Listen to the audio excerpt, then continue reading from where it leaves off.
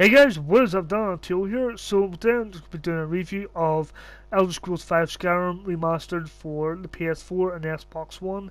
I'm not going to talk too much guys, so I really hope you enjoy the video. I'm just going to get straight down into it, so let's begin. It's been 5 years since Bethesda released their 5th entry in the Elder Scrolls game series. Skyrim for the current gen systems, I should say. It's just as huge and even more stunning than it was back in 2011. The updated visuals really make the world feel more immersive and makes you feel more part of the world um, than ever before. But it does have some problems. Being a Bethesda game, it obviously is going to have problems because all Bethesda games have problems. Fallout 3, Fallout 4, Rage, Elder Scrolls 4 Oblivion. It doesn't matter what Bethesda game it is, they always seem to have their problems. With this game I haven't had too much of a problem. It's had a few issues with crashing and slowdown, and a few texture pop-ins and a few low resolution textures, but other than that it's been absolutely fine. It's definitely a lot more solid than the vanilla game version was. The vanilla version of the game was, I should say. So yeah, being a Bethesda game, you have to just take it on the chin. You have to just take it as it is, because they're all all Bethesda games have problems, and they just don't seem to bother patching it. So yeah, you just gotta live with it. So if you guys don't know what the Elder Scrolls games are, or you don't know what Skyrim is, I should say. Skyrim is an open world RPG, with a fairly decent story. The story isn't very long. I've got to bring that up first, but it does make up with it with its long side quests, and it's a huge world to explore. There's dungeons and there's places to explore. There's ruins, there's lots of villages and lots of side missions you're able to do. Pretty much every NPC will give you a side mission to do. They will talk about something and you'll get a mission for it. And not just that, you do get missions and books as well. You read a book and you read about something and it says go to this place and explore, and then from there it will give you somewhere else to explore, and it just keeps going on and on. So yeah, there's definitely lots to do in this game. There's lots of places to explore, lots of like rare, unique weapons to find as well. And if you really like seeing the lore or experiencing the lore, there's definitely lots of books that you can find around Skyrim which will tell you the lore of the game.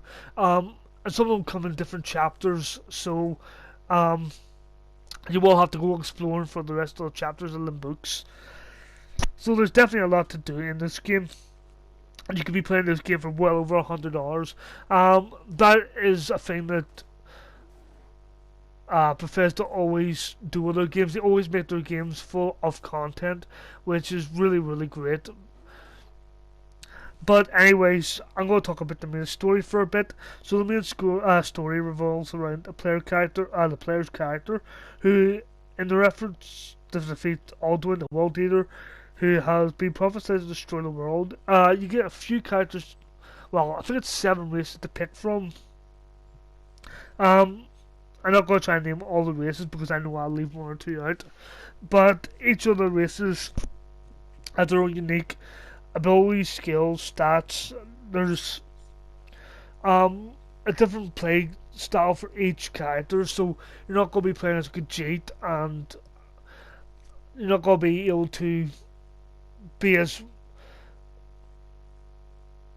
able to absorb magic as well as Argonians are, or I think Brenton are really good with absorbing magic, or taking magic damage, I should say.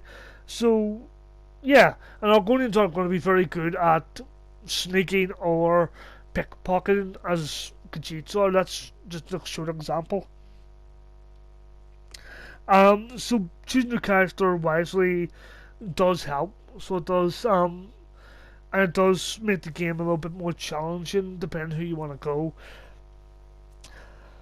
So Skyrim has also its DLC built into it. You got Hearthfire, you got Dawnguard, and you got Dragonborn. Hearthfire is more of you're just getting a house, you can build your own house in it. Where Dawnguard and Dragonborn, sorry, is Dawnguard you're fighting vampires, and Dragonborn you're exploring the southern coast of Morrowind. You get new dungeons to explore, you get new quests to go on, and there's a bit of a new area to explore and just check out as well. And in Dragonborn you actually get to fight the previous Dragonborn, who is the Ebony Warrior, who's really fucking tough to beat, by the way. I would not recommend you fight the Ebony Warrior unless you're at least level 70 plus, as he just absolutely fucking destroys you, so he does. So, yeah, there's lots of stuff to do in this game. Obviously, you're going to be needing weapons to fight the enemies in this game. There's a wide variety of weapons to use. You got one-handed short swords, you got two-handed long swords, you got maces, you got warhammers, you got bows and arrows, just to name a few. You got lots of spells to learn as well. The spells you get to learn through books, and you can buy spells as well. But yeah, they have all different purposes. You got destruction spells, which are basic fire spells, lightning spells, ice spells like I'm using right now. As you can see, you can dual hand spells as well, so you can have one hand with a healing spell and then the other hand with fire or ice or whatever one you want to use.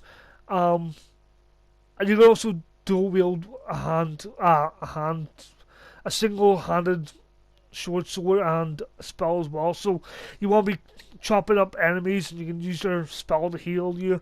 So yeah, there's definitely a lot of variety, which you can mix and match with the different stuff in this game. So next thing I want to talk about is the mods. The mods are very, very limited in Skyrim. I think this is the first game, well, the first proper game which we actually get to use mods in. And because Sony didn't want us to experience the full experience of mods, they limit us down to mods that let us change the weather, or change your character's clothes, or change your companion who joins you in battle, or just weather effects just in general. It's nothing major, so you won't see the Thomas the Tank Engine mod, you won't see the likes of Randy Savage mod. You won't see any mods like that on the PS4. So yeah, it's sort of a downgrade for the PS4 version, not being able to do as much as the Xbox version. It's definitely going to affect the sales on it. Originally we weren't allowed the mods at all, but Sony obviously changed their mind when it came to their head. Obviously the new Xbox version was going to sell better than the PlayStation version because they had the mods. So they're like, okay, you can have the mods now, but we're just going to limit them down till pretty much nothing, so you might as well just not have the mods at all. So yeah, I would definitely recommend this game if you're a huge RPG fan, if you like doing lots of side quests, you like exploring, hunting down rare items and stuff like that. I definitely say give it a go. It's definitely worth the time, and it definitely will keep you entertained. For hours and hours. This will keep you fucking entertained until Elder Scrolls 6 comes out. But yeah, overall, I would give this game a 9 out of 10. If you want to watch, it's only a 9 out of 10, not a 10. It's just a few problems I had, the lack of mods, which obviously I don't blame Bethesda for. The exploits are still not patched. They patched a lot of the mods, the exploits up on the original version of this game, so obviously they got lazy and they just decided, fuck it, we can be arse patching a lot of these mods up, not mods, exploits up, we'll just leave them in the game, fuck it. So yeah, it's kind of makes the game unfair because you can easily just use the exploits, power yourself up quickly, and just be really, really overpowering. It's just a minor nitpick, but yeah, it's just something they should have patched up. Also, it did need a day one patch to fix the audio issues with the characters either being too quiet or too loud. I don't know what the hell that was about. It's kind of weird because I don't think Skyrim ever had that issue before.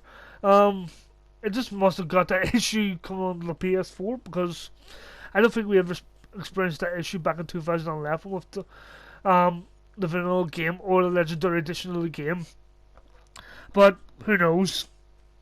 These are just some minor nitpicks. But overall, I do love Skyrim, and I really hope Bethesda give another game series of theirs. I love a remastered. Not gonna say it. For it. Um, but yeah, a lot of people actually didn't want this mod. Well, not this mod. I keep saying mod. Not many people wanted this remastered. They wanted Oblivion remastered. I know Private Mittens is a huge fan of Oblivion, and he said he would rather have Oblivion remastered than this. But hopefully they do actually get around to remastering Oblivion as well, because I don't think I've ever experienced Oblivion. I've seen Private Mittens play it a few times, but I haven't experienced it myself.